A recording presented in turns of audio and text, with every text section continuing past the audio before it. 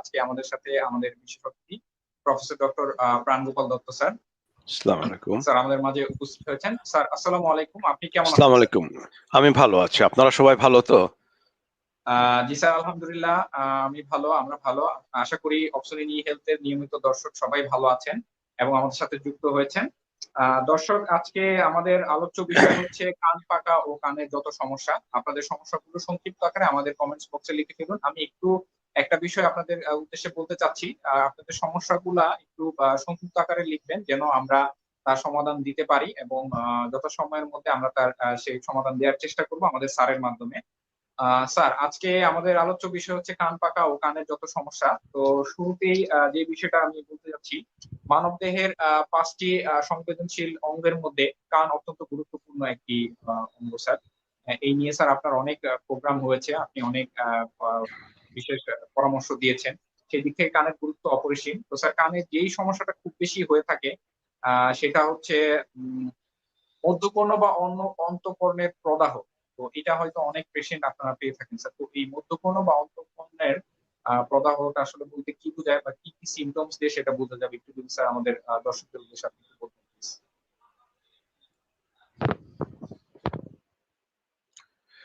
Actually ধন্যবাদ আপনাকে। আমরা আপনি সঠিক বলেছেন যে মধ্যকর্ণের প্রদাহ এবং অন্তঃকর্ণের প্রদাহ আমরা অনেক দেখে থাকি। আসলে মধ্যকর্ণের প্রদাহটা তুলনামূলকভাবে অন্তঃকর্ণ প্রদাহের চেয়ে অনেক অনেক গুণ বেশি। আবার মধ্যকর্ণের প্রদাহ অনেক সময় জটিলতার সৃষ্টি করে, মানে কমপ্লিকেশন করে, সেটা অন্তঃকর্ণের প্রদাহ করতে পারে। আর অন্তঃকর্ণের প্রদাহ সেটা কিন্তু ভাইস ভার্সা করতে পারে না। আর অন্তঃকর্ণের প্রদাহটা ব্যাকটেরিয়া দিয়া যেরকম হয়, তবে অনেক ক্ষেত্রে ওইটা ভাইরাস দিয়েও অনেক বেশি হয়। তো এখন মধ্যকর্ণের যে প্রদাহ, সেটার জন্যই কিন্তু কান পাকা হয়। এখন এটা একটা আমাদেরকে যদি বুঝতে হয়, ঘটনমূলক পরিস্থিতি যদি বুঝতে হয়, তাহলে আমরা জানি মধ্যকর্ণটা হলো বহিকর্ণ এবং অন্তঃকর্ণের মাঝামাঝি, যার জন্য তার নাম হলো মধ্যকর্ণ। এটা একটা ম্যাচ বক্সের মতো, মানে ম্যাচ বক্সের সাইজ না, ওইটার মতো 6 সাইডেড একটা ওয়াল, একটা লুড্ডুর গুটি যেরকম আছে বা তার চেয়ে ছোট 6টা সাইড আছে। এখন এই মধ্যকর্ণের যে ভলিউম, এটার ক্যাপাসিটি হলো 6 থেকে 8 ফুটা পানি ধারণ করার ক্ষমতা, এবং বয়স্কদের জন্য, বাচ্চাদের আরো কম। তাহলে 6 থেকে 8 ফুটা পানি ধারণ ক্ষমতা আছে এমন একটা ক্যাভিটি, যার মধ্যে যদি কখনো কোনো ইনফেকশন হয়, সেই ইনফেকশনটা কিন্তু প্রচন্ড লক্ষণ, মানে সিমটম তৈরি করে। যেমন এটা কিন্তু সাধারণত ছোটবেলাতে সবচেয়ে বেশি হয় বাচ্চাদের, এবং বাচ্চাদের সবচেয়ে বেশি হওয়ার কারণ যেটা, সেটা হলো বাচ্চাদের খুব ঘন ঘন ঠান্ডা লাগে এবং সর্দি হয়। এবং বাচ্চাদের কানের সাথে নাকের যে যোগাযোগের জন্য যে একটা ইউস্টেশিয়ান টিউব বলি আমরা, হ্যাঁ, তো এই টিউবটা হরাইজেন্টাল থাকে। আমাদের কিন্তু এরকম খাড়া থাকে, ওদেরটা একটু হরাইজেন্টাল এবং সমান্তরাল থাকে। থাকার জন্য নাকের সর্দিটা পট করে কানে চলে যেতে পারে। আবার আমরা বড়রা হয়তো নাক ঝাড়তে পারি, ছোটরা তো নাক ঝাড়তে পারে না। ওরা যেটা করে, সর্দি লাগলে নাকটা যখন সামনের দিকে বন্ধ হয়ে, তখন এটা উপরের দিকে টানে। উপরের দিকে যখন টানে, তখন আবার ওই সর্দিটাই হরাইজন্টাল টিউব দিয়ে মধ্যকর্ণে চলে যায় সরাসরি। এবং মধ্যকর্ণে গেলে ওখানে কিছু কম্পার্টমেন্টের মতো থাকে, মিউকোজাল ফোল্ড আমরা বলি, সেগুলোর মধ্যে যাইয়া ব্যাকটেরিয়া যদি লস করে একবার, তারপরে সেখানে সিক্রিশন থাকলে মাল্টিপ্লাই করতে পারে এবং মাল্টিপ্লাই করে প্রদাহের সৃষ্টি করে। এবং এই কারণে বাচ্চাদের ছোটবেলার থেকেই কিন্তু কানের মধ্যকর্ণের প্রদাহটা সবচেয়ে বেশি হয়, এবং বেশি হওয়ার পরে যখন পর্দা ফেটে এটা বেরিয়ে আসে, প্রদাহ জনিত যে দূষিত পুঁজগুলা, তখন ওই পর্দার ফুটাটা স্বাভাবিক নিয়মে জোড়া লেগে যাওয়ার কথা। কিন্তু আমাদের দেশে আমরা যে প্রথার সাথে নিজেদের খাপ খাইয়ে নেই, যেমন পুকুরে গোসল করা, নদীতে সাঁতার কাটা, খাল বিলে ঝাঁপ দেওয়া ইত্যাদি জিনিসগুলা যদি কানের পর্দাটার ফুটোটা থেকে যায়, আমরা যখন এখানে ঝাঁপ দেই বা ডুব দেই, তখন সেদিক দিয়ে আবার পানি চলে যায় সরাসরি মধ্যকর্ণে, যে আবার সেই ইনফেকশনটা রিঅ্যাক্টিভেট হয়, পুনর্জাগরিত হয়। এরকম ভাবে বারবার হলে দেখা যায় যে আহ মধ্যকর্ণের যে আমাদের মিউকুজা আছে, যেগুলি একটি প্রটেক্টিভ মেকানিজম, তারা তাদের রোগ প্রতিরোধ করার ক্ষমতাটা হারিয়ে ফেলে। জি স্যার। তো সুতরাং এই বারবার করে এটা হতে থাকে। তো ছোট বাচ্চাদের এই কানের প্রদাহটা, মধ্যকর্ণের প্রদাহটা হওয়ার আরেকটা ইম্পর্টেন্ট কারণ হলো শুধু সর্দি না, সেটা হলো বাচ্চাদেরকে যখন দুধ খাওয়ানো হয়, জি স্যার। তখন যদি কোনো বাচ্চাকে পিঠের উপর শোয়ায়ে বোতল দিয়ে দুধ খাওয়ানো হয়, তাহলে দেখা যাবে যে তার যেহেতু সমান্তরাল টিউব, সেই টিউবটা দিয়ে দুধও অনেক সময় কানের ভিতরে চলে যেতে পারে। স্যার। তাহলে মিল্ক একটা গুড মিডিয়া ফর ব্যাকটেরিয়া, তখন সেখানেও কিন্তু এটা প্রদাহ সৃষ্টি করতে পারে। তো সুতরাং আমরা সবসময় বলি যে ন্যাচারাল যে পজিশন, প্রাকৃতিক যে নিয়ম, অর্থাৎ আল্লাহর দেওয়া যে নিয়ম, সেই নিয়ম অনুযায়ী বাচ্চাকে আপনি যখন বাম দিকের ব্রেস্টে ফিডিং করাবেন, এমন ভাবে ধরবেন যে তার ডান হাতটা আপনার অনেক নিচের দিকে থাকবে, এবং সমান্তরাল ধরলে কিন্তু সে খেতে পারবে না। ডান জি হাতটা স্যার। নিচের দিকে থাকবে এবং বাম হাত দিয়ে সে মায়ের বাম দিকের দুধটা খেতে পারবে, টানতে পারবে, এবং সেটাই সবসময় করা উচিত। আর মারা অনেক সময় রাত্রিবেলা শুয়ে বাচ্চাকে দুধ খেতে দেয়, আসলে সেটা করা উচিত না।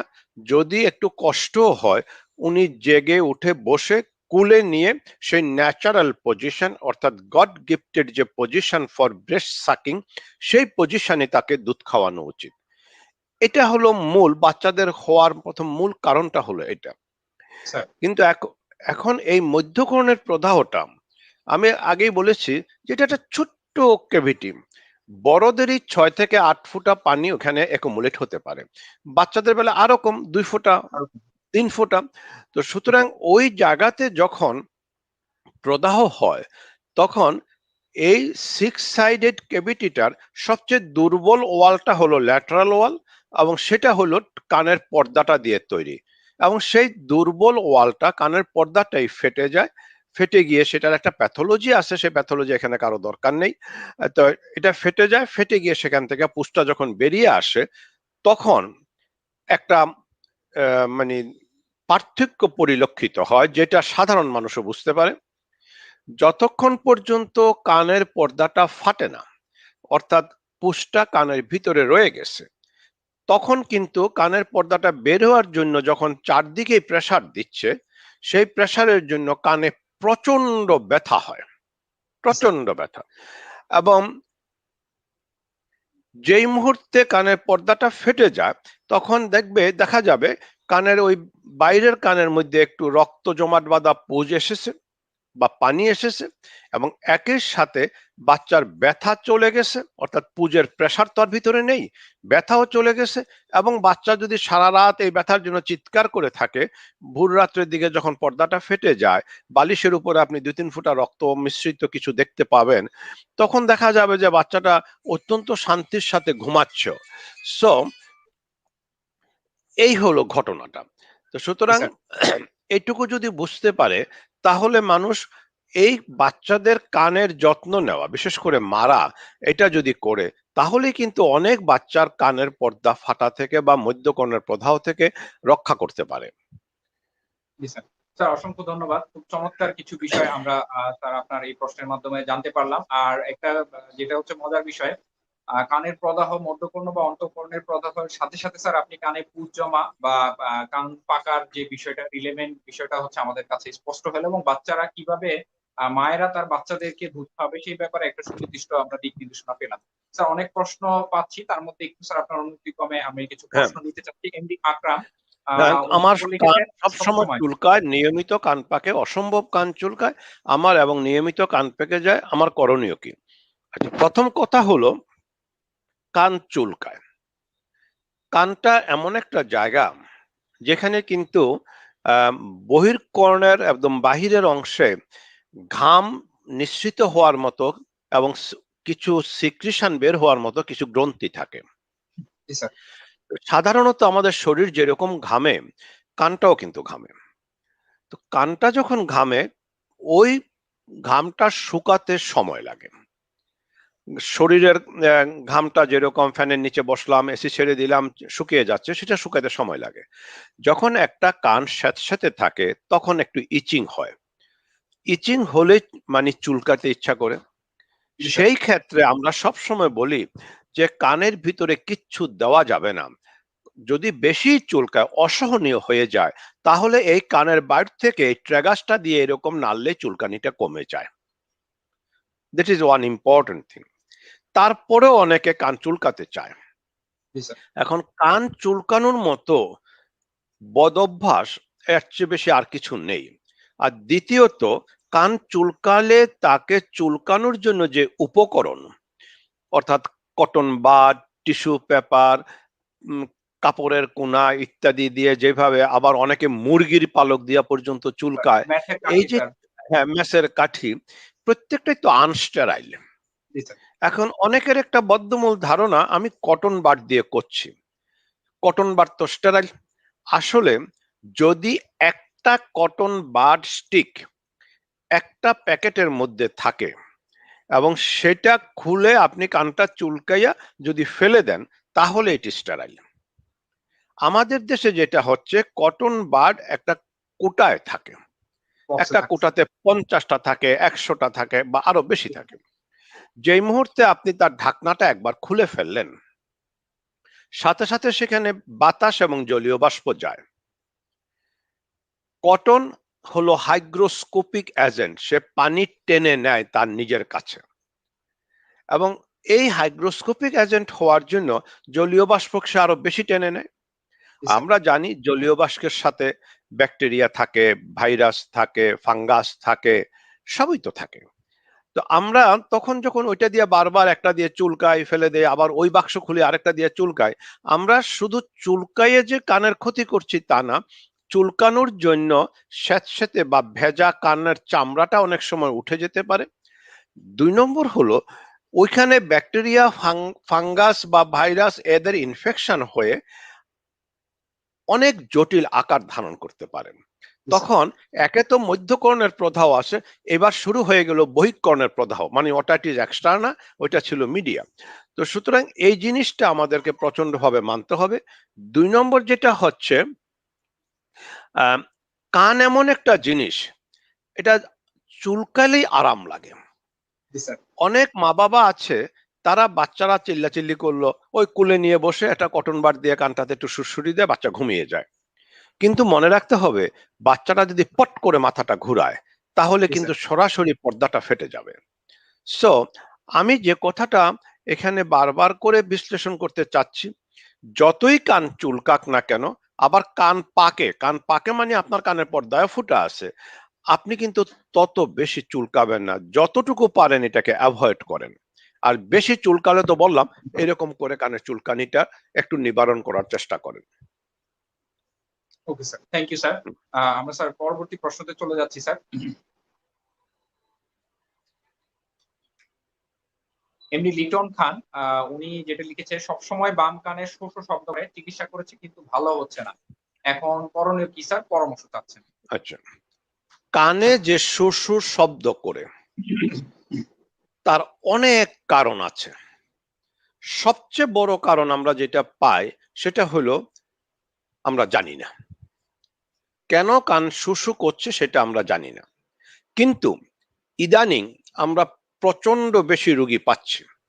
যদি ধরেন আমি 70 সালে মেডিকেলে ভর্তি হয়েছি বা 76-এ ডাক্তার হয়েছি, 76 থেকে এখন পর্যন্ত প্রায় 46 বছর হয়ে গেছে। জি স্যার। এই অনেক। 46 ইয়ার্স এর ডাক্তারি লাইফে আমি 2000 সালের আগে এরকম রোগী কিন্তু পাইনি, যে 14 বছর, 18 বছর, 20 বছর, 22 বছর, 30 বছরের ছেলেপেলেরা এসে বলতেছে, স্যার আমার কানে শো শো ভু ভু আওয়াজ করে, যার জন্য আমি কানে কমও শুনি, আবার আমি কনসেন্ট্রেট করতে পারি না, ঘুমাতে পারি না, ইত্যাদি ইত্যাদি ইত্যাদি। এই ক্ষেত্রে আমি ব্যক্তিগতভাবে মনে করি যে অসুখগুলা যদি আমি বাদ দেই, অসুখের কথা আমি পরে আসব, সেটা হলো এক্সেসিভ নয়েজ এক্সপোজার, প্রচন্ড শব্দ দূষণ হচ্ছে। আর ওই প্রচন্ড শব্দ দূষণের একটা ইম্পর্টেন্ট জায়গা হচ্ছে over use of mobile phones. এবং মোবাইল ফোন থেকে আমরা জানি এমনিতে সাধারণ ফোনগুলা, ল্যান্ড ফোনগুলা মাইক্রোভোল্টেজ ইলেকট্রিসিটি দিয়ে চলে। মোবাইল ফোন চলে ইলেকট্রোম্যাগনেটিক ইম্পালস দিয়ে, এবং ইলেকট্রোম্যাগনেটিক ইম্পালস সরাসরি আমাদের নিউরাল টিস্যু, নার্ভ টিস্যুর ক্ষতি করতে পারে। আমাদের অন্তঃকরণের নিউরাল টিস্যু, ব্রেইনের নিউরাল টিস্যু সেটা করতে পারে। সুতরাং এই যে একটা অপরিপক্ষ ব্যবহার আমাদের মোবাইল ফোনের, এটা কিন্তু একটা অভিশাপ হিসাবে আমাদের কাছে এসে গেছে। প্রযুক্তি কিন্তু আশীর্বাদ, প্রযুক্তির অপব্যবহার একটা মহা অভিশাপ।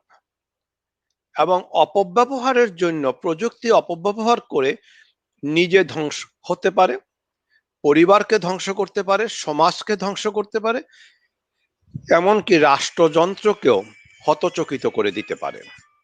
তো সুতরাং এই দুইটা জিনিস আমাদেরকে প্রচন্ড ভাবে মনে রাখতে হবে, যে আমরা মোবাইলের ওভার ইউজ করব না, এবং যে কোনো প্রযুক্তিরই ওভার ইউজ করতে নাই। এই যে আমি এখন ল্যাপটপ দিয়ে কথা বলছি, এখান থেকে যে ব্লু রশ্মিটা আসছে সেটাও কিন্তু আমার শরীরের জন্য বা আমার চোখের জন্য ক্ষতিকারক। তো সুতরাং আমি যখন যেটা করব সেটা নেশাগ্রস্ত হয়ে করব না। মোবাইল ফোনের বেলায় একটা চমৎকার উদাহরণ আমি আপনাদের দিতে পারি, যে বিল গেটস সাহেব, মাইক্রোসফটের জনক, যিনি কয়েক বছর পৃথিবীর সর্বশ্রেষ্ঠ ধনী হয়েছিলেন এই প্রযুক্তির জন্যই, উনি কিন্তু মাত্র 2018 সালের 31শে অক্টোবর জনসম্মুখে বলেছেন যে উনি উনার 3 পুত্র সন্তানের কাউকে 16 বছরের আগে মোবাইল টাচ করতে দেননি। তার মানে উৎপাদক হিসাবে উনি কিন্তু এটার সাইড এফেক্টটা জানতেন। জি স্যার। উনি ব্যবসার লোভে হোক বা যে কোনো কারণে হোক সেটা উনি করেননি, বলেননি। কিন্তু যখন 90 সাল থেকেই পৃথিবী জুড়ে মোবাইলের একটা বিপ্লব এসে গেল, তখনও যদি এই কথাটা উনার মতো, যিনি আর একজন আবিষ্কারক, ওনারা যদি বলতেন যে মোবাইল ফোনের ব্যবহারটা সীমিত হওয়া উচিত, এটার অতিরিক্ত ব্যবহারে এই ক্ষতি হতে পারে ইত্যাদি ইত্যাদি। আর সবচেয়ে বড় কথা, উনি উনার 3 সন্তানকে দেননি। পৃথিবীটা কি উনার 3 সন্তানই চালাতে পারবে? এই পৃথিবী চালানোর জন্য তো এরকম 300 কোটি সন্তানের দরকার আছে আমার, যদি 700 কোটি জনসংখ্যা হয়। তো সেই ক্ষেত্রে আমি বারবার যারা তরুণ প্রজন্ম এই মোবাইল ইউজ করছে এবং শব্দের প্রতি যারা প্রচন্ড ভাবে মুখোমুখি হচ্ছেন, তাদেরকে বলবো শব্দ থেকে নিজেকে একটু দূরে রাখতে হবে। সবচেয়ে বড় কথা হলো মোবাইল ফোন ইউজের জন্য কিন্তু আইডিয়ালি পেজ হলো 20 সেকেন্ড। আপনি মোবাইলটা ধরে 20 সেকেন্ড কথা বলবেন, 20 সেকেন্ডে অনেক কথা বলা যায়। জি স্যার। তবে আপনি যদি 3 মিনিট কথা বলেন সেটা সর্বোচ্চ, কিন্তু নিয়ম হলো 3 মিনিট কথা বলার পরে পরবর্তী 30 মিনিট আপনি কোনো কল করবেনও না এবং কল রিসিভও করবেন না। সো এটা মানতে হবে। সুতরাং এই কানের শুশুর জন্য এটা একটা ইম্পর্টেন্ট জিনিস। আর কতগুলি অসুখের জন্য হয়। এ সিম্পল অসুখ হলো, বাইরের কানে যদি ময়লা জমে ঠেসে যায় তাহলে কান শুশু করতে পারে। কানের পর্দা ফুটা থাকলে কান শুশু করতে পারে। মিডল ইয়ারে যদি অন্য কোনো অসুখ থাকে, একটা কানের হাড় যদি মোবাইলিটি কমে গিয়ে শক্ত হয়ে যায় তাহলেও কান শুশু করতে পারে। আবার অন্তঃকরণে আমরা যেটাকে ককলিয়া বলি বা লেবিরিন্থ বলি, ওই দুটার যে কোনো একটাতে প্রদাহ হলো অনেক সময় মাথা ঘুরাতেও পারে, কান শুশুও করতে পারে যথাক্রমে।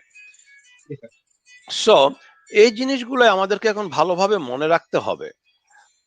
তো আর কানের শুশুর জন্য আমরা সাধারণত কিছু নিয়ম বলে দেই, হালকা কিছু ওষুধ দেই। সেটা যে কোনো একজন ডাক্তারকে দেখে কানের শুনানিটা পরীক্ষা করে কারণটা কি আছে কিনা। আমি কিন্তু বলেছি ম্যাক্সিমাম ক্ষেত্রে কানে শুশু করার কারণ আমরা পাই না। যদি কারণ থাকে তাইলে আপনি ভাগ্যবান, ডাক্তারও ভাগ্যবান, কারণটা সমাধান করে দিলেই শুশুটাও কমে যাবে। স্যার অসংখ্য ধন্যবাদ। আচ্ছা, স্যার প্রযুক্তি নিয়ে একটি কথা এপিজে আবুল কালাম যে ভারতের প্রাক্তন প্রেসিডেন্ট হ্যাঁ বলেছিলেন যে প্রযুক্তি হচ্ছে তরোয়ালের মতো যার দুই দিক দিয়ে ধার থাকে। আসলে হ্যাঁ, একদিক মানে থেকে আমরা দুধারে ধারালো অস্ত্র। জি স্যার, অস্ত্র এটার জি স্যার ব্যবহার না জানা যেরকম অপরাধ, এটার অপব্যবহারও সমান পরিমাণ অপরাধ। জি, স্যার অসংখ্য ধন্যবাদ স্যার। স্যার আমরা আরেকটি প্রশ্ন হচ্ছে মোহাম্মদ শাকলাইন সরকার উনি যেটি করেছেন ২ কান দিয়ে কানই পেকেছিল। এর একটি কানের পর্দা একটু ফাটা রয়েছে। আ পর্দা একটু ফাটা হচ্ছে ২ কানেরই। ৫ বছর পর এক কানে পানি বের হয় না। এখন উনার কি অপারেশন করতে আচ্ছা, হবে কিনা? এখন ৫ বছর ধরে এক নাগাদে যখন একটা কানে পানি বের হয় না, তার মানে ওই কানের পর্দাটা হয়তো জোড়া লেগে গেছে। জি স্যার। আর যেটা দিয়া পানের পর্দা দিয়ে মানে ফুটা এখনো রয়ে গেছে মনে করেন, বা এখনো পাকে, সেটা একজন ডাক্তারকে দেখিয়ে আদৌ ফুটাটা আছে কিনা, সেই ফুটাটা কিরকম আছে এবং ইনফেকশন আছে কিনা কানের মধ্যকর্ণের মধ্যে, সেগুলি দেখে কানের শুনানি পরীক্ষাটা করে যে কানের পর্দাটা রিপেয়ার করলে কানের শুনানিটা বাড়বে কিনা, এটা একজন বিশেষজ্ঞ চিকিৎসক যিনি কান নিয়ে কাজ করেন তাকে দেখিয়ে নিতে হবে। Okay sir. Thank you sir. Sir আমরা আরেকটি প্রশ্নে চলে যাচ্ছি। মোহাম্মদ হাসান উনি কানে কম শোনে। আপনাকে স্যার ২ থেকে ৩ বার দেখিয়েছে। আপনার নিয়মিত হুম, পেশেন্ট। আপনার দেওয়া ওষুধও সেবন করেছে। উনার কানের কোনো ব্যথা নেই। পর্দাও ঠিক আছে। গ্রিন লাইফ হসপিটালে পরীক্ষা করেছিলেন। কোনো সমস্যা ধরা পড়ে নাই। কিন্তু উনি এখনো কানে কম শুনছেন। এখন কি করণীয় স্যার? আচ্ছা, এই কানে কম শোনার জন্য যদি সামাজিক জীবন বাধাগ্রস্ত হয়, অর্থাৎ লেখাপড়া, চাকুরি ক্ষেত্রে যদি এটা বাধাগ্রস্ত হয় বা পারিবারিক ক্ষেত্রে, তাহলে আমি বলবো কানের শুনানি পরীক্ষাটা আবার করে কি পরিমাণ লস আছে, শুনানি চলে গেছে সেটার উপর ফিক্স করে একটা কানে শোনার যন্ত্র দিয়ে নেওয়া, জি একটা স্যার। হিয়ারিং এইড দেওয়া। Okay sir. Thank you sir. Sir আমরা আরেকটি প্রশ্ন নিচ্ছি স্যার। পলি দত্ত উনি স্যার আপনাকে নমস্কার জানিয়েছেন। আপনি কি এখন অফলাইনে পেশেন্ট দেখেন কিনা? স্যার উনি যে প্রশ্নটি করেছেন মেয়ের এক কানে টোটাল কিছু শোনে না এবং এক কানটাও নাকি আস্তে, আস্তে কম শোনে। তো এখন উনি স্যার আপনাকে আ দেখাতে চাচ্ছেন। নাম্বার দরকার নেই, উনাকে বলে দেন যে উনি যদি আমার কথা শুনে উনি যে কোনো দিন বিকাল বেলায় ৪টা থেকে ৭:৩০টার মধ্যে এসে, অফলাইন না, আমি এখন অনলাইনেই রুগী দেখি। আহ, আমার চেম্বারে ২জন ইএনটি স্পেশালিস্ট থাকে এবং আমি অনলাইনে থাকি। আমরা দেখে আশা করি সঠিক একটা চিকিৎসা দিতে পারবো। আসতে বলেন যে কোনো দিন এসে, বলবে যে আমার সাথে এরকম অপশন ইন ই হেলথে আমার সাথে কথা হয়েছে। Okay sir, okay sir. Thank you sir. তো আ অনুপ দত্ত উনি স্যার উনার পিসির জন্য প্রশ্নটি করছেন। পিসির কানে সবসময় ঠান্ডা ভাব লাগে। আর কানে কোনো কিছু শুনতে পায় না। অনেক ডাক্তার দেখানো হয়েছে। এখন তার জন্য কি করণীয় হতে পারে স্যার? না, প্রথম যে জিনিসটা দরকার সেটা হলো সব সময় ঠান্ডা লাগে। ঠান্ডার কিন্তু কানের শুনানির উপরে একটা এফেক্ট আছে। জি স্যার। আমাদের দেখতে হবে এই ঠান্ডার জন্য কানের শুনানি এফেক্টেড হয়েছে কিনা। আর ওনার সবচেয়ে বড় কথা হলো কানে শুনতে পায় না, কোনো কিছু শুনতে পায় না, তার মানে প্রচন্ড ভাবে বধির। তাহলে কানের শুনানিটা পরীক্ষা করে আমরা সিদ্ধান্ত নিতে পারবো। কানের ২ ধরনের শুনানি আছে। একটা হলো কন্ডাক্টিভ, মানে যেটা হলো পরিবহন। আরেকটা হলো পারসেপটিভ, যেটা অনুভূতিকরণ। তো এই পরিবহন বা অনুভূতিকরণ বা নার্ভ এবং কন্ডাকশনের মধ্যে যে জিনিসটা আছে সেটা যদি আমরা সঠিকভাবে নির্ণয় করতে পারি, নার্ভের বেলা হলে আমরা হয়তো কখনো কিছু নিউরোস্টিমুল্যান্ট দিয়ে দেখি। আর কন্ডাক্টিভ অ্যাপারেটাসে হইলে কন্ডাক্টিভ অ্যাপারেটাসে কোনো কোনো জায়গায় অপারেশন করে সেটা ভালো করা যায়। আর না হলে পরে শুনানি পরীক্ষা করে, উনি যেরকম বলছেন কানে কোনো কিছু শুনতে পায় না, সেই ক্ষেত্রে আমি যে বলবো যে একটা মেশিন দেন, সেটাও কিন্তু আমি এভাবে বলবো না। এই কারণে, কারণ একটা হিয়ারিং এইড কিন্তু প্রচন্ড দামি। জি স্যার। এবার আমি এখন বলে দিলাম, আমার এই কথাটা শুনে বাজার থেকে একটা হিয়ারিং এইড কিনে এনে বা যথোপযুক্ত চোখের যেরকম পাওয়ার অ্যাডজাস্ট করতে হয় ওইরকম না করে যদি একটা কিনে নিয়ে এসে কানে দেন, পয়সাটা নষ্ট হবে। তো বেটার হলো একজন ইএনটি ডাক্তারকে দেখিয়ে, সে যদি মনে করে কানে শোনার জন্য মানে হিয়ারিং এইড দিলে উনি ভালো শুনতে পাবেন, তাহলে আমরাই বলে দেব কি ধরনের হিয়ারিং এইড দিতে হবে। Thank you sir. দর্শক, অনেক প্রশ্ন আপনারা করছেন, আপনারা একটু ধৈর্য সহকারে আমাদের সাথে সংযুক্ত থাকবেন। আমরা চেষ্টা করছি যত সম্ভব অল্প সময়ের জন্য প্রশ্ন উত্তর দেওয়ার জন্য। স্যার আব্দুল, উনি প্রশ্ন করেছেন, আপনাকে সালাম জানিয়েছেন, 2 কানের পর্দা ফেটে গিয়েছে, ডাক্তারকে দেখালে ডাক্তার বলছে যে কান বলছি অপারেশন যে করতে কানটা হবে। আগে শুকাতে হবে, আগে শুকাতে হবে, ঠিকই আছে। এখন যদি পুঁজ পড়া বন্ধ হয়েছে এবং কিছুদিন পর পর আবার পড়া আরম্ভ হয়, তো আমার প্রশ্ন হলো, যখনই পুঁজ পড়া বন্ধ হয়ে যায়, অ্যান্টিবায়োটিক খেয়ে ওষুধ খেয়ে যখন শুকিয়ে যায়, শুকিয়ে যাওয়ার পরে আপনাকে আহ শুকিয়ে যাওয়ার পরে আপনাকে ইমিডিয়েটলি আসা ডাক্তারকে দেখাতে হবে। দেখানোর পরে কানটার একটা পুরো অ্যাসেসমেন্ট করতে হবে, অর্থাৎ কানের আশেপাশে কোথাও আরো কোনো ইনফেকশন জমা আছে কিনা সেগুলো সিটি স্ক্যান করে বা এক্স রে করে, কানের শুনানি পরীক্ষা করে, অর্থাৎ নাকের সাথে কানের যে টিউবটা আছে সেই টিউবের প্যাটেন্সি আছে কিনা সে সব দেখে তারপরে কিন্তু অপারেশন করলে আপনি বেনিফিটেড হবেন, নতুবা কিন্তু বেনিফিটেড হবেন না। স্যার অসংখ্য ধন্যবাদ। আহ, আমরা পরবর্তী প্রশ্ন চলে যাচ্ছি। জয় ঘোষ, উনি যেটা করেছেন, শীতের দিন আসলেই ওনার মায়ের কান খুব ব্যথা করে, মুখ ফুলে যায় আর কানের ভিতরে চুলকায়। ডাক্তার দেখিয়েছেন, তিনি বলেছেন অ্যালার্জি থেকে এমন হচ্ছে। স্যার এমন সমস্যাটা কিভাবে শেষ হবে, না না, আর এটা কি এখন অ্যালার্জি ছাড়া বলছিলাম অন্য কোনো কিছু কিনা? মায়ের কানে খুব ব্যথা, মুখ ফুলে যায়, কানের ভিতর চুলকায়। সবচেয়ে বড় কথা হলো ওনার মায়ের ডায়াবেটিস আছে কিনা। সো ডায়াবেটিসটা কিন্তু এক্সক্লুড করতে হবে। আর উনি কি পরিমাণ চুলকাইছেন সেটা একটা ইম্পর্টেন্ট জিনিস, কারণ চুলকায় যদি বাইরের কানের ইনফেকশন হয়, তাহলেও কিন্তু কানের সামনের এই জায়গাটুকু ফুলে যেতে পারে। জি এবং স্যার। আহ, ডাক্তার যিনি দেখেছেন উনি যদি অ্যালার্জির কথা বলে থাকেন, নিশ্চয়ই অ্যান্টি অ্যালার্জিক ওষুধ দিয়েছে, এবং অ্যান্টি অ্যালার্জিক ওষুধের সাথে একটু কনসিডারিং ওনার বয়স, ওজন এবং অন্যান্য কোনো রকমের অসুখ বিসুখ আছে কিনা, systemic blood pressure, diabetes, thyroid, ওই সবগুলি বিবেচনা করে হয়তো একটা অ্যান্টিবায়োটিক দেওয়া যেতে পারে। আর একটু পেইন কিলার তো দিতেই হবে স্যার ব্যথাটা কমানোর জন্য। Thank you sir. মিতালি বৈশা, উনি যেটি করেছেন, ওনার 2 কানে শোষ শব্দ করে, কানে কম শুনে, আজ 4 বছর। তো সাইকে টেস্ট করেছে, ওখানকার ডাক্তার বলেছেন কানের পর্দার পিছনে হাড় বেড়ে গিয়েছে, সার্জারি করলে ঠিক হতে পারে।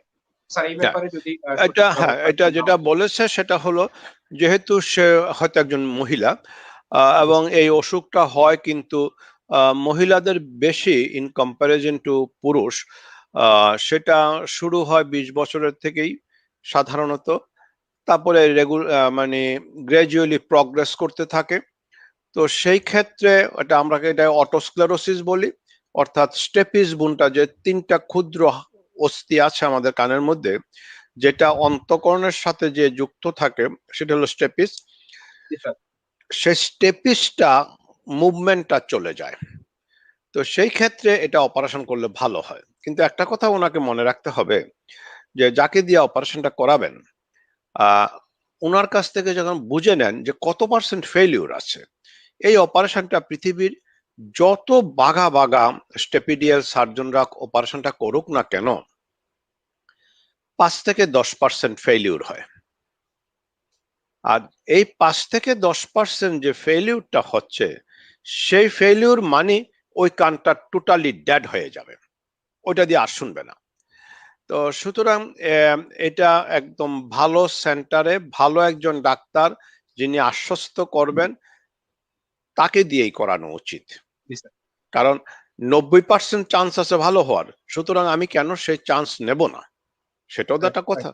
কিন্তু ওইটা মনে রাখতে হবে, there is chances of failure, আর এই ফেইলিউরে মানে টোটাল ডেফ হয়ে যাওয়ার সম্ভাবনা থাকে। Okay sir, thank you sir. Sujonshil, উনি স্যার কানে কম শোনার জন্য কি করণীয়, কানে কম শোনে, এর আগে ডাক্তার দেখানো হচ্ছে, ডাক্তার বলেছে মিসিং ব্যবহার করতে। মানে হিয়ারিং এইড জি স্যার। ব্যবহার করতে বলেছে। যদি ইএনটি ডাক্তার বলে থাকে আর ওনার এখন আর মানে উনি ভেরিফিকেশনের জন্য যদি আরেকজনের কাছে যেতে চায় যেতে পারে, তবে সাধারণত যে ডাক্তার বলেছে যে হিয়ারিং এইড ব্যবহার করতে হবে, উনি নিশ্চয়ই তার অতটুকু প্রজ্ঞা আছে বলে সেটা বলতে পারছে। তো আমার মনে হয় না যে আর কোনো ভেরিফাই দরকার আছে। তবু মানুষের মন, আরেকজনকে দেখায় সেকেন্ড একটা অপিনিয়ন নিতে পারেন, নট ভেরিফিকেশন, দ্বিতীয় মতামত। জি স্যার, থ্যাংক ইউ স্যার। পলাশ, উনি আপনাকে প্রণাম জানিয়েছেন। ওনার বয়স হচ্ছে 34 বছর। বাম কানে কম শুনে, বাম কানে সরাসরি ঝিঝি পোকার মতো শব্দ হয়। ঠান্ডায় কানের স্তব্ধতা বেড়ে যায়। এই সমস্যা প্রায় 3 বছর। কানে কোনো ব্যথা নেই। তবে বাতাস লাগলে হচ্ছে আনইজি লাগে। কি করণীয় স্যার? এখানে যে জিনিসটা হচ্ছে, এটাও কিন্তু ওই যে মধ্যকোণের যে অস্থি একটা শক্ত হয়ে যায়, সেটা হওয়ার সম্ভাবনা বেশি, অটোস্ক্লেরোসিস। তো সেই ক্ষেত্রে আমি তো ওনাকে বলবো একজন বিশিষ্ট নাক কান গলা বিশেষজ্ঞকে দেখিয়ে তারপরে ডিসিশনটা নেওয়া উচিত। কারণ নাক কান আর গলায় এই তিনটা জায়গাতে মেডিসিনের মতো রুগী না দেখে প্রেসক্রিপশন দেওয়া খুব কঠিন হয়ে যায়। কারণ এখানে আমাদের আবার নাক কান গলার আবার আরেকটা সুবিধাও আছে যে আমরা পরীক্ষা নিরীক্ষা খুব কম দেই। কারণ চোখে দেখে ফেলছি কানের পর্দা ফুটে, ওইটা আবার পরীক্ষা করে ধরার কোনো দরকার আছে নাকি? তা তো নেই। আমি চোখে দেখেছি কানের বাইরের কানে ময়লা আছে, এটা তার পরীক্ষা দরকার নাই, ময়লা পরিষ্কার করে আমি দেখবো। তো সুতরাং একজন ডাক্তার দেখিয়ে সিদ্ধান্তটা নেন। থ্যাংক ইউ পলাশ ভাই, আশা করি আপনি প্রশ্ন উত্তরটি পেয়েছেন। এমডি ইউসুফ ওনার নাকের হাড় বাঁকা সম্পর্কে কিছু আচ্ছা, জানতে চাচ্ছে স্যার। নাক কান মাথা সব এখন জায়গায় ব্যথা করে। সো এটা হলো আমাদের নাকের, কিন্তু অনেকে মনে করে যে আল্লাহ তাআলা দুইটা চোখ দিছে, দুইটা কান দিছে, দুইটা হাত দিছে, কিন্তু নাক একটা দিছে কেন? আসলে নাক একটা দেয়নি, নাকও কিন্তু দুটাই। আর নাকের মাঝে একটা পার্টিশন দিয়ে দুইটা ছিদ্রি করে দেওয়া হয়েছে। এখন এই যে পার্টিশনটা, নাকের হাড় বাঁকা বলতে ওই মাঝের পর্দাটাকে উনি বোঝাতে চাইছেন, যাকে আমরা বলি নেজাল সেপ্টাম। তো নেজাল সেপ্টাম কিন্তু মোরলেস সবাইরই কিছু না কিছু বাঁকা থাকে। এখন ওনার বাঁকাটা কোনো চিকিৎসা লাগবে কিনা সেটা ডিপেন্ড করবে ওনার নাক সব সময় বন্ধ থাকে কিনা, অথবা প্রায় নাকে সর্দি লাগে কিনা, এবং উনি মাথা ব্যথা করে কিনা। উনি লিখেছেন নাক কান মাথা সব জায়গাতে ব্যথা করে, তার মানে ওনার হাড্ডিটা গ্রসলি বাঁকা।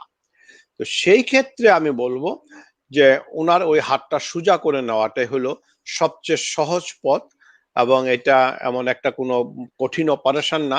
হাসপাতালে ভর্তি অনেক সময় থাকতে হয় না, সকালে করে বিকালে চলে যায় ডে কেস হিসাবে। তো সুতরাং সেটা করে নিতে পারেন। Thank you sir. Sir, MD Maruf Hossain সালাম জানিয়েছেন। ওনার আব্বার গলার স্বর কয়েক মাস যাবত ফেস করে। তো স্যার, এটা কি এই সমস্যা কি করণীয় স্যার? কয়েক মাস যাবত? এখন ব্যাপারটা সহজ, আমরা কিন্তু সব সময় বলি একজন বয়স্ক মানুষ যার গলার স্বরটা ভেঙে গেছে, 15 দিন পর্যন্ত ওষুধ খাওয়ানো হয়েছে, কথা বলা বন্ধ রাখা হয়েছে, সবকিছু করার পরেও গলার স্বরটা ঠিক হয় নাই, তাহলে তাকে পুরোপুরি পরীক্ষা নিরীক্ষা করে প্রমাণ করে নিতে হবে যে তার গলায় কোনো ক্যান্সার নাই। সুতরাং যত তাড়াতাড়ি সম্ভব গলার পরীক্ষাগুলা করে যে গলার আমাদের কণ্ঠনালীতে কোনো ক্যান্সার নাই সেটা প্রমাণ করতে হবে। আর পরীক্ষা নিরীক্ষা করতে গেলেই কি কারণে গলার স্বরটা ভেঙে গেছে সেই কারণটাও কিন্তু আমরা পেয়ে যাব, এবং অ্যাকর্ডিংলি ওই কারণের চিকিৎসা দিয়ে যাব। সচিব হোসাইন, ওনার কানের পর্দা ছিদ্র আছে অনেক দিন ধরে। এখন যদি অপারেশন না করলে কি কোনো প্রবলেম হবে কিনা স্যার? না করলে প্রবলেম একটা একটা হলো আপনি একটু কানে কম শুনবেন ওই কানটাতে। আর 2 নম্বর হলো যেহেতু ছিদ্রিটা আছে, ওই মাঝে মাঝে কানটা পেকে যাওয়ার সম্ভাবনা থাকবে, একটু বৃষ্টিতে ভিজলে, গোসল করার সময় পানি গেলে, একটু সর্দি লাগলে সেটা থাকবে। আর সবচেয়ে বড় কথা হলো যেহেতু এটা একটা ছোট্ট অপারেশন, এটা করে নেওয়া যায়, করে নেওয়াটাই ভালো। কেন আপনি আপনার শরীরের ভিতরে রান্নাঘরের দরজা কেন সারাক্ষণ খোলা রাখবেন? মস্তিষ্কের দরজাটা কেন আপনি খোলা রাখবেন কানের পর্দাটা ফুটা থাকা অবস্থায়?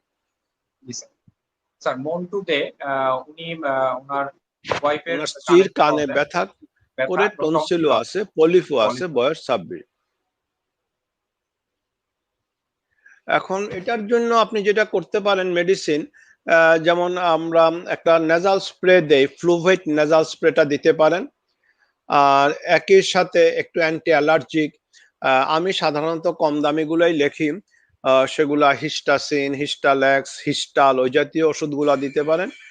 আর একটা অ্যান্টিবায়োটিক দিতে পারেন, ক্লাবুসেপ্টাম জাতীয়, মানে সেফুরোক্সিম জাতীয় একটা অ্যান্টিবায়োটিক দেন। তো আমার মনে হয় তাতেই বোধহয় ভালো হয়ে যাবে। আর ভালো না হলে পরে দ্বিতীয় দফা দেখা যাবে। জি স্যার, অসংখ্য ধন্যবাদ স্যার। অরিজিৎ রয় স্যার আপনাকে নমস্কার জানিয়েছেন। ওনার মা আপনার রেগুলার একজন পেশেন্ট। ওনার কানের সমস্যা ছিল, অনেক ব্যথা করতো। তারপর আপনার কাছে নিয়ে গিয়ে কিছু পরীক্ষা করে ওষুধ দিয়েছেন। মাইরিকা 25, তারপর ইসোনিক্স 20, মাউথ ওয়াশ, এগুলো খাওয়ার পর এখন কিছু কম। কিন্তু কানের উপরে মাথার মাঝে, মাঝে ব্যথা করে। বাম কানে আরো ৪ মাস আগে আপনাকে দেখানো হয়েছে। এখন কি ওষুধগুলা খেতে পারবে কিনা? হ্যাঁ, খেতে ওনার পারবে। মায়ের বয়স ৬০ বছর। এগুলা খেতে পারবে, এখানে কোনো সাইড এফেক্ট হওয়ার মতো ওষুধ নেই, এবং এটা প্রলং খেলেও কোনো ক্ষতি হবে না। Okay sir, thank you sir. Sir অসংখ্য ধন্যবাদ। মুরাদ হুসাইন, উনার ছেলের গলার ভেতরে টনসিল হয়েছে, ৫ বছর হয়েছে। তো এখন কি করণীয় স্যার? এখন ছেলের বয়স হচ্ছে ৮। আর না, এখানে এটা কিন্তু আমরা একটা ব্যাগ কথা বলি সব সময় আমাদের অভিভাবকরা, বিশেষ করে এখন আমাদের মায়েরা যে কাজটা করে, যেহেতু সন্তান একটা বা দুটা, বাচ্চা খেতে না চাইলে হা করাইয়া দেখে গলাতে কি আছে। তো গলাটা দেখতে গেলে ছোট বাচ্চাদের টনসিলও বড় থাকে। এখন যখন ওই দুই দিকে দুইটা বড় বড় টনসিল দেখে, তখন মার মনে একটা বদ্ধমূল ধারণা হয়ে যাচ্ছে বোধহয় এই টনসিলটার জন্য সে খেতে পাচ্ছে না। আর স্যার, বাচ্চাদের এটা বড়ও থাকে। তো এই ক্ষেত্রে টনসিল হয়েছে আমরা তখন বলবো, যদি বছরে ৩-৪ বার করে গলা ব্যথা হয়ে জ্বর হয়, এবং তখন হা করাইয়া দেখলে যদি দেখা যায় গলার ভিতরে যে দুটো ফুলা আছে দুই দিকে, যাকে আমরা টনসিল বলি, তার উপরে সাদা সাদা পুঁজ জমে গেছে, সেই ক্ষেত্রে আমরা ডাক্তারকে দেখাবো, এবং ডাক্তারকে দেখিয়ে আমরা প্রথমে ওষুধ দিয়ে তার চিকিৎসা করার চেষ্টা করব। সেই ওষুধের মধ্যে আমরা সাধারণত ইরিথ্রোমাইসিন জাতীয় একটা অ্যান্টিবায়োটিক আছে, সেটা দেই। সেটা না থাকলে আমরা অ্যামক্সিসিলিন দেই। অ্যামক্সিসিলিন এবং ক্লাভোলিনিক অ্যাসিড মিলাইও দিতে পারি। তারপরে একটু গরম পানি খাওয়াবো, অ্যান্টি অ্যালার্জিক দেব, ব্যথার ওষুধ দেব। এরকম যদি আবার বছরে ৩ বার হয়, তাহলে আমরা বলি যে যেহেতু টনসিল থেকে অনেক সময় কিডনিতে ইনফেকশন হয়, মানে গ্লোমেরুলোনেফ্রাইটিস হয়, হার্টে সাবএকুইট ব্যাকটেরিয়াল এন্ডোকার্ডাইটিস হয়, রিউমেটিক ফিভার হয়, সেই জায়গাতে আমরা বলবো যে টনসিলটা ফেলে দেওয়ার জন্য। এবং টনসিলটা ফেলে দেওয়ার সময় কিন্তু এটাও খেয়াল রাখতে হবে। আমি ব্যক্তিগতভাবে যেটা করি, আমি তাকে পেনিসিলিনের কাভারিং এ নিয়ে করি। কারণ পেনিসিলিন একটা এমন একটা অ্যান্টিবায়োটিক যেটা টনসিলের ব্যাকটেরিয়া গুলা কমপ্লিকেশন করার যে পথ, যে নেচারটা বের করে নেয়, সেটাকে একটু কন্ট্রোলে রাখা যায়। ওকে স্যার, অসংখ্য ধন্যবাদ। আমরা পরবর্তী প্রশ্নে চলে যাচ্ছি। তারা মিয়া, ওনার মাথা ব্যথার সাথে, মানে উনি যেটা জানতে চাচ্ছেন স্যার, মাথা ব্যথার সাথে কানের কি কোনো সম্পর্ক রয়েছে কিনা? সম্পর্ক আছে, তবে মাথা ব্যথা এমন একটা টার্ম, এটার যে কি পরিমাণ কারণ থাকতে পারে, সেটা একেবারে কমন কারণটা হইলো অ্যাংজাইটি, টেনশন, নাক বন্ধ থাকা, কানে প্রদাহ থাকা, ব্রেইনে টিউমার থাকা, এই অনেক কারণ আছে। তো সাধারণত এগুলা আপনি সাধারণ স্বাভাবিক মাথা ব্যথার জন্য একজন এমবিবিএস ডাক্তার অথবা একজন মেডিসিন স্পেশালিস্ট বা ইন্টার্নিস্টকে দেখাইয়ে নিতে পারেন। এটার জন্য একেবারে পট করেই ধরে ইএনটি স্পেশালিস্ট, নিউরোলজিস্ট বা নিউরোসার্জন কারো কাছে যাওয়ার দরকার নেই। যদিও আমাদের দেশে এই প্রবণতাটা খুব বেশি, কারণ রেফারেল সিস্টেমটা ভালোভাবে ডেভেলপ করে ওঠেনি বলে সবাই মনে করে দেখাবো যখন বড় ডাক্তারকেই দেখাই। কিন্তু অসুখটা যদি ব্রেইনের হয়, কানের বড় ডাক্তারকে দেখে এত লাভ হবে না। সুতরাং মেডিসিনের একজন ডাক্তার যিনি ইন্টার্নিস্ট, সব দিকে যার একটা ধারণা আছে, তাকে দেখিয়ে রেফার্ড হলে আসেন, অথবা এমবিবিএস ডাক্তাররা যারা জেনারেল প্র্যাকটিস করে, এরাও কিন্তু খুব ভালো প্র্যাকটিস করে। Thank you sir. Sir Zakaria Ahmed, উনি ওনার বাবার জন্য প্রশ্নটি করেছেন। ওনার বাবার অনেক কানের সমস্যা, মাঝে মধ্যে কানে দিয়ে পানি পুজ জাতীয় তরল আসে। প্যাকিসিন, জেন্টাবেক, এইচসি এয়ার ড্রপ আর হচ্ছে সিপ্রোসিন ট্যাবলেট দিলে কিছুদিন ভালো থাকে, পরে আবার হয়। এই গত ২ দিন থেকে একটু বেশি প্রবলেম। এখন একজন স্যারের পরামর্শ নিয়েছে। উনি মক্সাক্লাব, ডক্সিন, রেনোভাইক্সার, ভ্যাকসিন ডি এয়ার ড্রপ দিচ্ছে। তো এক্ষেত্রে আর কি করণীয় বা ট্রিটমেন্ট প্ল্যানটা ঠিক আছে কিনা, কতদিন চলবে? একদম প্রথম প্রথম কথা হলো ওনার আব্বা, ওনার ডায়াবেটিস আছে কিনা। স্যার, ডায়াবেটিসটা হলো একটা অসম্ভব মানে ক্ষতিকারক দিক, যেটা কানের ইনফেকশন ভালো করতে দেয় না, এবং আমরা এটা নিয়ে সবচেয়ে বেশি চ্যালেঞ্জ ফেস করি। সুতরাং ডায়াবেটিস আছে কিনা সেটা দেখতে হবে। যদি ডায়াবেটিস থাকে, হাসপাতালে ভর্তি করে ডায়াবেটিস কন্ট্রোল করে ওষুধ দিয়ে তারপরে ডায়াবেটিসটাকে যতদিন বেঁচে থাকবেন ততদিন কন্ট্রোলে রাখতে হবে। Okay sir, thank you very much sir. MD Anwarul Islam, ওনার কানের পর্দা সমস্যা, মাঝে মাঝে ঠান্ডা লেগে থাকে এবং চুলকায়, সেজন্য নিয়মিত সেট্রিজিন অথবা ফেক্সো 120 সেবন করে। এখন প্রশ্ন স্যার, ওনার প্রশ্ন হচ্ছে এই ওষুধগুলো কি নিয়মিত সেবন করলে কোনো সমস্যা হবে কিনা?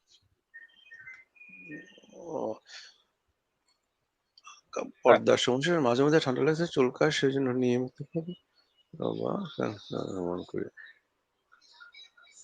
সমস্যা হবে কি? এখন কানের পর্দার সমস্যা, মাঝে মাঝে পর্দায় তো ঠান্ডা লাগে না, নাকে ঠান্ডা লাগে, তার থেকে ঠান্ডার এফেক্টটা হয়। নিয়মিতভাবে সেটিজিন বা ফ্যাক্সো সেবন করে অ্যান্টিহিস্টামিন বেশি দিন খেলে এমন কোনো ক্ষতি হয় আমার জানা নেই। তবে আমি একটা কথা বলি, আমি নিজেও কিন্তু ব্যক্তিগতভাবে অনেক দিন ধরে অ্যান্টি অ্যালার্জিক ট্যাবলেট খাচ্ছি। তো এটা আমি সব সময় খেতাম ফেনারগেন অথবা পিরিটন।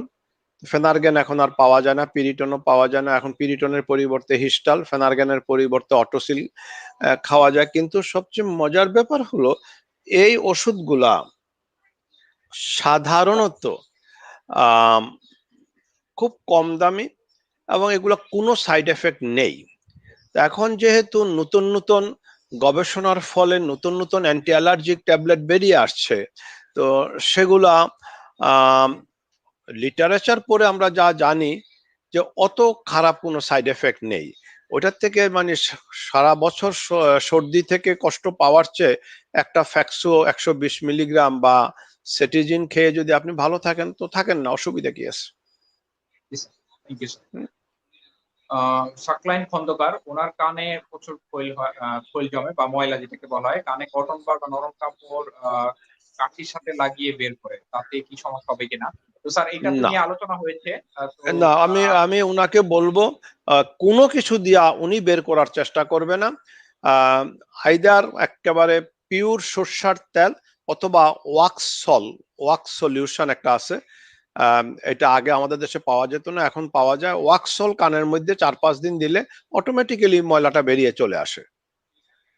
স্যার, এমডি নবী, উনি স্যার প্রশ্নটি করেছেন কুমিল্লা থেকে। কানের সমস্যা, কানে কম শোনে, বেশিরভাগ ডান কানে কম শোনে, আবার কাজ করতে গেলে ডান কানে শুশু শব্দ করে। ডাক্তার দেখিয়েছে, ডাক্তার এই কথা বলে, কিন্তু স্যার আমার কোনো সমস্যা আমি এখন বলতে পারছি না কি সমস্যা। ওনার বয়স হচ্ছে 21 বছর। এখন কি করণীয় স্যার? উনি যদি এটা না বলতে পারে আমি কি করে সমাধান দেব? ইটস বেটার যে উনি একবার আসুক, আইসা সশরীরে আমাকে এটা বলুক, বলে তারপরে আমি দেখি কি করতে পারি। কানে কম শুনেন, সুতরাং তার শুনানির একটা পথ, কি কারণে কম শুনে সে কারণটা বের করে কানে শুনানির ব্যবস্থাটা করতে হবে। আর কি কথাগুলো উনি বলতে পারছেন না সে কথাগুলো আমাকে জানতে হবে। তো স্যার, অসংখ্য রোগের ধন্যবাদ স্যার। ইতিহাস না জেনে তো আমি তাকে চিকিৎসা দিতে পারবো না। দর্শকদের উদ্দেশ্যে একটা ইনফরমেশন স্যার একটু শেয়ার করি, অনেকেই জানতে চাচ্ছে। স্যার এখন অনলাইনে পেশেন্ট দেখছেন গ্রিন লাইফ হসপিটালে। এখন পেশেন্ট দেখার সময় হচ্ছে প্রতিদিন শুক্রবার ব্যতীত বিকেল 4টা থেকে সন্ধ্যা 7:30 পর্যন্ত। তো স্যারের চেম্বারে 2 জন স্পেশালিস্ট, টিএনটি স্পেশালিস্ট ডক্টর থাকে এবং স্যার অনলাইনে যুক্ত হয়ে পেশেন্ট গুলো দেখে থাকেন। তো আপনারা যোগাযোগ করে আসতে পারেন প্রয়োজন হলে। এমডি পলাশ বিশ্বাস স্যার, ওনার আশেপাশে জোরে কোনো শব্দ হলে, যেমন গাড়ির হর্ন, মাইকের আওয়াজ ইত্যাদি হলে বাম কানের ভিতর বিভিন্ন কেমন যেন শব্দ হয়। ওনার মনে হয় বাম কানে কম শোনে। ডাক্তার দেখিয়েছে, বলেছে কোনো সমস্যা নেই। এটা কি স্যার কোনো প্রবলেম থেকে হচ্ছে বা কি করণীয় স্যার এটা? না, সমস্যা নিশ্চয়ই আছে। স্যার, সমস্যা না থাকলে একটা কানে হর্ন যখন আসছে তখন একটা কানে কেন তার এফেক্টটা হবে? মাইকের আওয়াজে একটা কানে, বাম কানটাতে কেন এফেক্টটা হবে? সুতরাং এই বাম কানের এফেক্টটা কি, যেমন অনেক সময় কিছুই নাই, কানের পর্দা ঠিক আছে, সবই ঠিক আছে, কিন্তু মানুষের একটা কান কিন্তু হাইপার একিউসি, অতি সচেতন, অতি চেতন হয়ে যায়, সেটাও হতে পারে। তো সেটাও একটা কন্ডিশন যেটাকে চিকিৎসা করা যায়। তো আমি ওনাকে বলবো যে বাম কানে যখন উনি রাস্তাঘাটে বের হন, বাম কানে একটা ইয়ার প্লাগ দিয়ে একটু বন্ধ করে রাখা, যখন উনি আবার ঘরে চলে গেলেন, অফিসে চলে গেলেন, কর্মক্ষেত্রে চলে গেলেন, তখন ওইটা খুলে রেখে দিলেন। সো ট্রমা থেকে নিজেকে একটু প্রিভেন্ট করতে হবে। যেরকম ইন্ডাস্ট্রিয়াল হাইজিনে তো সবসময় বলাই আছে, যেসব ইন্ডাস্ট্রিতে শব্দ হয় বা শব্দ দূষণ হয়, সেখানে কিন্তু প্রত্যেকের জন্য কানে ইয়ার প্লাগ অথবা ইয়ার মাপ পরে ফ্যাক্টরিতে কাজ করতে হয়। এমনকি আপনার সেনাবাহিনী বা পুলিশের যারা প্রশিক্ষণ কেন্দ্রে প্রশিক্ষণ গ্রহণ করেন, তাদের কিন্তু শুটিং প্র্যাকটিসের আগে কানে ইয়ার প্লাগ অথবা ইয়ার মাপ দিয়ে নিতে হয়। জি স্যার, জি sir, exactly sir. Thank you sir. Tarek, উনি স্যার ওনার ডান কানে আরটি সিজম, আরটি ম্যাস্ট্রোয়েট, না, রাইট রাইট ম্যাস্টোরেশন, সিএসইউএম, রাইট মাস্টার অপারেশন রাইট হয়েছে, ম্যাস্ট্রোয়েট। কিন্তু কান জি স্যার। সবসময় আমার শব্দ হয়। এখন আমার করণীয় কি? আমি ওনাকে বলবো যিনি যাকে দিয়ে উনি অপারেশনটা করিয়েছেন তাকে যে একটু দেখানোর জন্য। আহ, কানটা ড্রাই থাকলে এত চুলকানোর কথা না, আর কানটা নিশ্চয়ই তাইলে একটু স্যাঁতস্যাঁতে থাকে, স্যাঁতস্যাঁতে থাকলে হয়তো বা কানের অপারেশনের পরে আহ, নতুন করে আবার কোনো ইনফেকশন হয়েছে কিনা এটা দেখিয়ে পুরো একটা কোর্স ট্রিটমেন্ট নিতে হবে। অ্যান্টিবায়োটিক, কানের ড্রপ, অ্যান্টি অ্যালার্জি, এবং কানের যত্নগুলো ওনাকে করতে হবে। কানের কিন্তু মূল 4টা যত্ন আছে। সেটা হলো, আমি কান চুলকাবো না, কানে পানি ঢুকতে দেব না, সর্দি লাগলে নাক, 2 নাক একসাথে ঝাড়বো না, আর আরেকটা হলো উপরের দিকে নাক আমি টানবো না। এই কটা নিয়ম মানতেই হবে। Okay sir, thank you sir. এবং নাক চেপে কানে বাতাস দেব না, নাক চেপে কানে বাতাস দেওয়া যাবে না। স্যার, ইভানা উনি প্রশ্ন করেছেন, কানের প্যারাটিন গ্রন্থিটি জ্বালাপোড়া করে, নাকের ডান পাশে শুকিয়ে থাকে, বিশেষ করে নাকের পিছনের অস্বস্তি লাগে, এটা কি কারণে হয় স্যার? কানের প্যারোটিড গ্রন্থি না, কানের সামনে থাকে প্যারোটিড গ্রন্থিটা, প্যারোটিড গ্রন্থি জ্বালা পোড়া করে, বার্নিং হয়। আহ, সাধারণত আহ, যদি ইনফেকশন হয়, যা বার্নিং হবে না, প্যারোটিড গ্ল্যান্ডের ইনফেকশনে প্রচন্ড প্রচন্ড ব্যথা হয়। আর 2 নম্বর হলো, আহ, যদি সিম্পলি জ্বালা পোড়া করে, ওটা দেখতে হবে কোনো নিউরালজিক পেইন কিনা। ওই ক্ষেত্রে আপনার প্রিগাবা কিছু জাতীয় কোনো ওষুধ লো ডোজে খেলে চলে যাবে। Okay sir, thank you sir. Zahid sir, উনি যেটি করেছেন, ওনার সবসময় 2 কানে ঝিঝি পোকার মতো আওয়াজ করে, মাঝে মাঝে বাম কানে শো শো শব্দ করে এবং কানের ভিতরে পানি থাকে স্যার। এখন প্রশ্ন হলো বয়সটা কত? জি স্যার, এটা মানে লিখেন। বয়সটা খুব ইম্পর্টেন্ট। সবসময় কানে ঝিঝি পোকার মতো আওয়াজ করে, মাঝে মাঝে বাম কানে শোষু করে, কানের ভিতরে পানি থাকে। তো সেই ক্ষেত্রে আমি তো বলবো যে হয়তোবা মধ্যকর্ণের ঠিক প্রদাহ না, আমরা স্টেরাইল প্রদাহ, স্টেরাইল একটা পানি অ্যাকুমুলেশন বলি, অটাইটিস মিডিয়া উইথ ইফিউশন, সেটা হওয়ার সম্ভাবনা বেশি। এবং সেটা যদি হয়, সেই ক্ষেত্রে উনি একটু নাকে ড্রপ দেবেন, অথবা নাকে স্প্রে দেবেন। যদি সর্দি হাঁচি থাকে, ফ্লোবেট নেজাল স্প্রেটা দিতে পারেন। আর মুখে একটু অ্যান্টিবায়োটিক আর একটু হিস্টাল জাতীয় যে ওষুধগুলো আছে, অ্যান্টি অ্যালার্জিক ওষুধগুলো, সেটিজিন, হিস্টাল, এই জাতীয় ওষুধগুলো একটু খেতে পারেন। Okay sir. Sir, Ziaur Rahman, উনি স্যার প্রায় হাঁচি আসে, এ থেকে পরিত্রাণ চায়, কি করণীয় স্যার? আপনার প্রাক্তন রোগী স্যার, প্রচুর হাঁচি আসে। তো এটা যে জিনিসটা আমি বলবো সেটা হলো, হাঁচি যেটা হয় এবং প্রায়ই হয়, অথবা একসাথে একাধিক হয় এবং অনেক দিন ধরে এটা চলে, সেটা একটা অ্যালার্জিক রাইনাইটিসের একটা লক্ষণ। অ্যালার্জিক রাইনাইটিসে ওই যে একটু আগে আমরা বলেছিলাম, একজন প্রশ্ন করেছিল যে আমি অনেক দিন ধরে ফ্যাক্সু খাচ্ছি, এটা খেলে কোনো অসুবিধা আছে কিনা। তো আমরা সাধারণত বলি যে অ্যালার্জিক রাইনাইটিসের জন্য 3 মাস আমরা একটা কনজারভেটিভ ট্রিটমেন্ট দেই, নাকে স্প্রে দেই, একটা অ্যান্টি অ্যালার্জিক দেয়, অথবা অনেক সময় ওই যে মন্টিলুকাস ট্রাইলক জাতীয় কোনো একটা ওষুধ দেয়। সে 3টা ওষুধ 3 মাস চালায়ে দেখি আমরা কতটুকু ভালো হয়।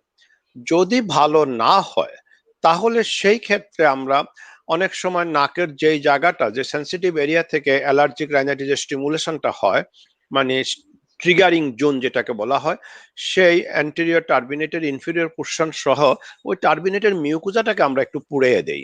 তাতে করে সেন্সিটিভিটা কমে গেলে দেখা যায় মোর দেন 50% রোগী ভালো হয়ে যায়। ভালো হয়ে যায় বলতে 5 বছর হয়তো ভালো থাকবো, তারপরে আবার আসতে পারে এটা। তো সুতরাং আমার মনে হয় এটা করে নেওয়াই ভালো হবে। স্যার স্যার সুব্রত ভৌমিক, ওনার মেয়ের বয়স হচ্ছে 7 মাস, ছোট বাবু। তো উনি যে প্রশ্ন করেছেন, ডাক্তার দেখিয়েছেন কানে পুজের জন্য, ক্যানিডিয়াসিন ড্রপ দেয়, কিন্তু এখন মনে হয় কানে কম শুনতেছে, কি করণীয় স্যার? না, 7 মাস বয়সে ড্রপ দেয়, এটা কি 7 মাস ধরেই দিচ্ছে? সেটা তো হওয়া উচিত না। কিন্তু এখন মনে হচ্ছে কানে কম শুনতেছে। যেহেতু কানে পুজ হয় তার মানে কানের পর্দা ফুটা আছে। তো কানে পর্দা ফুটা থাকলে কানে কম শুনবেই। কিন্তু আমি তো মনে করি যে 7 মাস বছর বয়সে যদি বাচ্চাটার এত প্রবলেম হয়ে যায়, ওনাকে একটু মানে অত্যন্ত যত্ন সহকারে দেখতে হবে এবং দেখাতে হবে এবং যত্ন নিতেও হবে। ওকে, থ্যাংক ইউ স্যার। লিপি রয়, ওনার মেয়ের বয়স হচ্ছে 8 বছর 9 মাস। ওর নাকের হাড় বাঁকা ও পলিশ আছে। গত 1 বছর আগে ডাক্তার দেখিয়েছিল, উনি হিস্টাসিন ও মোনাস ট্যাবলেট দিয়েছেন 1 মাসের। এখন রাতে ঘুমানোর সময় মাঝে মাঝে শ্বাস নিতে কষ্ট হয়, কি করা উচিত স্যার? এখানে দুটো জিনিস, হাড় বাঁকা এবং পলিপ আছে। আর 8 বছর 9 মাস বয়স, তার মানে নাকের পেছনে এডিনয়েড আছে কিনা সেটাও এক্সক্লুড করতে হবে।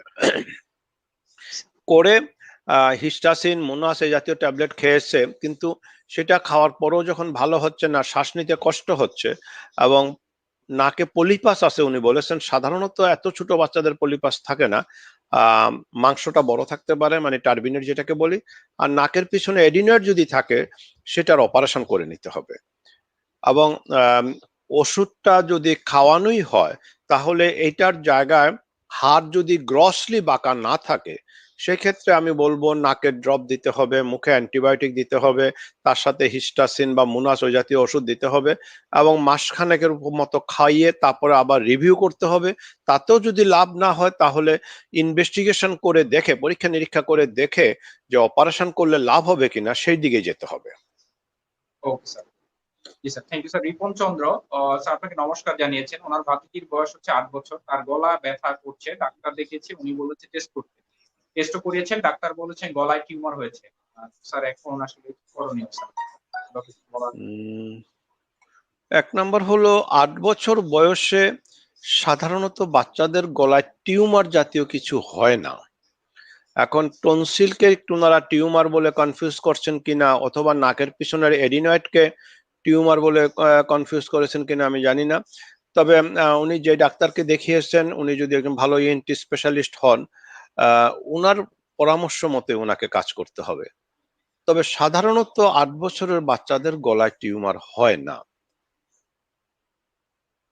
Thank you sir. S M Munna, ওনার বয়স হচ্ছে 27 বছর। উনি আগে দুবার আপনাকে স্যার দেখিয়েছেন, আপনার নিয়মিত পেশেন্ট। দ্বিতীয়বার যখন দেখেছি তখন 2 মাসের ওষুধ দিয়েছিলেন, ওটা খেয়ে ভালো ছিল। সমস্যা হলো কান পাকা ও নাক বন্ধ থাকে, এখন কি করণীয় স্যার?